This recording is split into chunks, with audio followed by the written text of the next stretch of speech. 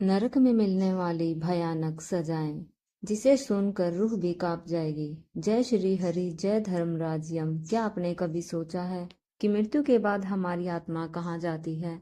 जीवन का अंतिम श्वास छूटने के बाद आत्मा किन रहस्यमयी मार्गों से गुजरती है? गरुड़ पुराण हमें वह दृष्टि देता है जो सामान्य नेत्रों से नहीं देखी जा सकती। आज हम आपको लेकर चलेंगे उस रहस्यमयी और चेतावनी से भरी नरक यात्रा पर, जहां आत्मा अपने हर छोटे बड़े पाप का दंड भोगती है, जहां यमदूत उसे वैतरणी की सड़ी हुई नदी से घसीटते हुए यमराज के दरबार तक लाते हैं और चित्रगुप्त उसका लेखा पढ़कर उसे भयंकर नरकों में भेजते हैं। वहां कोई वकील नहीं, कोई बहाना नहीं, केवल कर्मों का लेखा। यह कथा केवल डराने के लिए नहीं है, यह आत्मा को जगाने के लिए है, ताकि हम अपने जीवन में धर्म, सेवा, करुणा और सत्य को अपनाकर नरक मार्ग से स्वयं को बचा सके। तो कल्पना कीजिए उस क्षण की जब यमदूत आपके पास आते हैं और कहते हैं, हे पापी, तेरा समय पूरा हुआ, अब तेरे कर्मों का हिसाब होगा। अब यात्रा शुरू होती है नरक की। मित्रों, कल्पना कीजिए उस क्षण की जब जीवन का अंतिम श्वास छूटता है। शरीर निशब्द पड़ा रहता है, लेकिन आत्मा कांपती हुई एक भयानक यात्रा पर निकल पड़ती है। यमदूत उसकी सूक्ष्म देह को अपने कठोर पंजों में जकड़ कर एक अजीब डरावने मार्ग पर घसीटते हैं।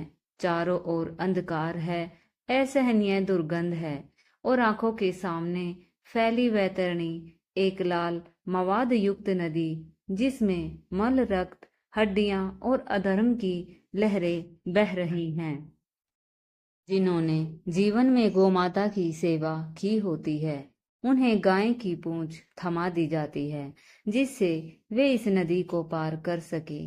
लेकिन जिनके जीवन में पाप और गोवध रहा, वे उसी सड़ांध में डूबते उतारते हुए छटपटाते हैं।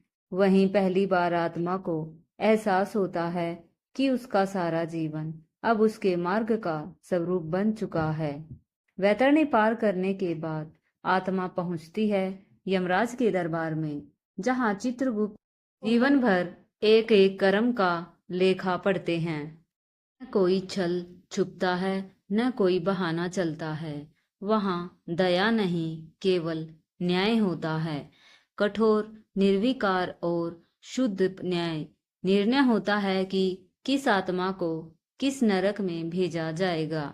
और फिर खुलता है वह काला द्वार जो नरक यात्रा की शुरुआत है। सबसे पहला नरक है तामिश्र। यह घनघोर अंधकार का सागर है, जहां वे लोग फेंके जाते हैं जिन्होंने छल से धन या सम्मान छीना हो। लोहे की मोटी जंजीरों में जकड़ा पापी दीवारों से टकराया जाता है। उसके घुटने घिसते हैं और मन में अंकुरित होता है पछतावे का अग्नि रूपी बीज। इसके भीतर ही है अंधतमिश्र। वहां वे जाते हैं जिन्होंने अपने परिवार या आश्रितों को भोजन, प्रेम और सुरक्षा से वंचित रखा। उनकी आंखों में जलता हुआ काला तार उड़ेल दिया जाता है, ताकि वे उसी अंधकार को भोगे जिसे उन्होंने दूसरों को जीवन भर दिया। फिर आता है रौरव, जहां चीखे ही वातावरण है। यहाँ लोहे के दांतों वाले राक्षसी जीव आत्मा को नोच नोच कर खाते हैं। जिन्होंने हिंसा की, निर्दोषों को सताया, वे यही हाहाकार करते हैं। रौरव से भी अधिक भयानक है महारौरव, जहां अत्याचारियों और शोषकों को उल्टा लटकाकर उबलते तेल में डाला जाता है। तेल की हर बुदबुदाहट त्वचा को छीलती है। यही है कुंभीपाक, माता पिता की अवहेलना करने वालों और गुरु की सेवा न करने वालों का स्थान। उन्हें विशाल खोलते घड़ों में बार बार डुबोया जाता है। जब आत्मा बाहर निकलती है, यमदूत लोहे की छड़ों से फिर से भीतर ढकेल देते हैं। काल सूत्र में भूमि सी तपती है और ऊपर सूर्य के हजारों तेज। चोर, झूठे गवाह और सत्य को कुचलने वाले यहाँ उल्टा लटकाए जाते हैं। उनके शरीर को लोहे की रस्सियां काटती है, मानो हर झूठ अब उसकी देह को छेदता हो। असिप्त वन तलवारों का वो जंगल है, जहाँ पत्तों की जगह खड़ग लटके हैं। यहाँ वे पाखंडी साधु भेजे जाते हैं जिन्होंने धर्म का व्यापार किया। हर कदम पर आत्मा कटती है, फिर जुड़ती है, फिर कटती है। यहाँ चक्र कभी नहीं रुकता।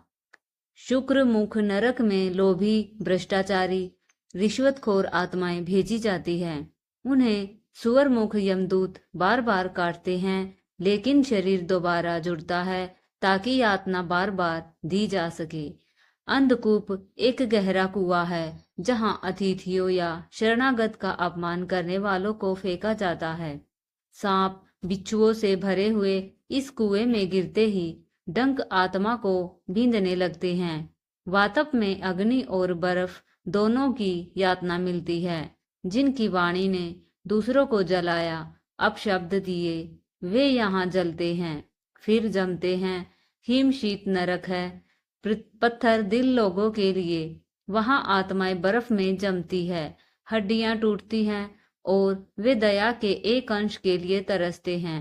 उद्धर्वबाज गुरुद्रोहियों का स्थान है, जहां उन्हें उल्टा लटकाकर आर्यों से चिरवाया जाता है।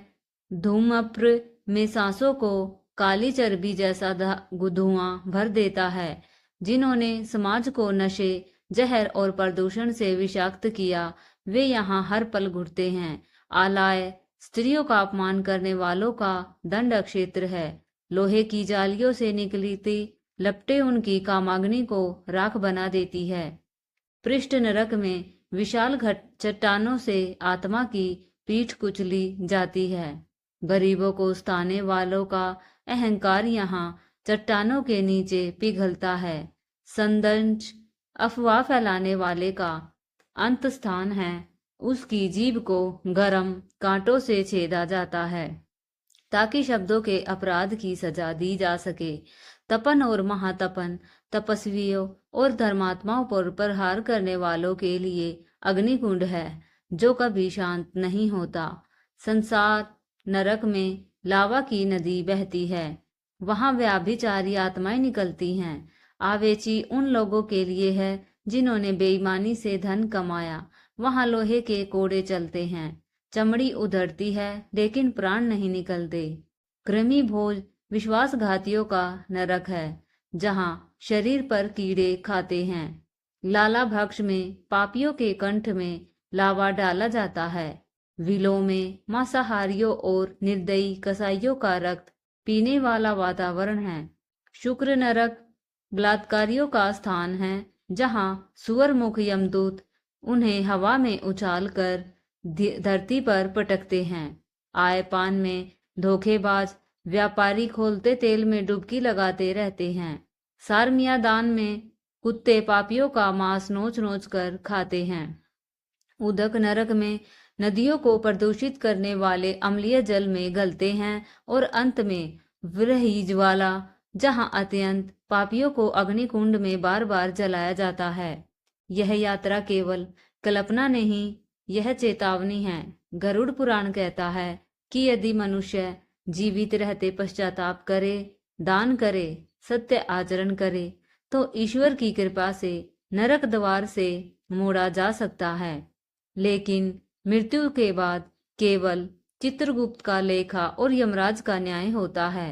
इसलिए मित्रों, आज ही जीवन को धर्ममय बनाएं और अंत तक सत्कर्म के पथ पर अडिग रहे। जय श्री हरि।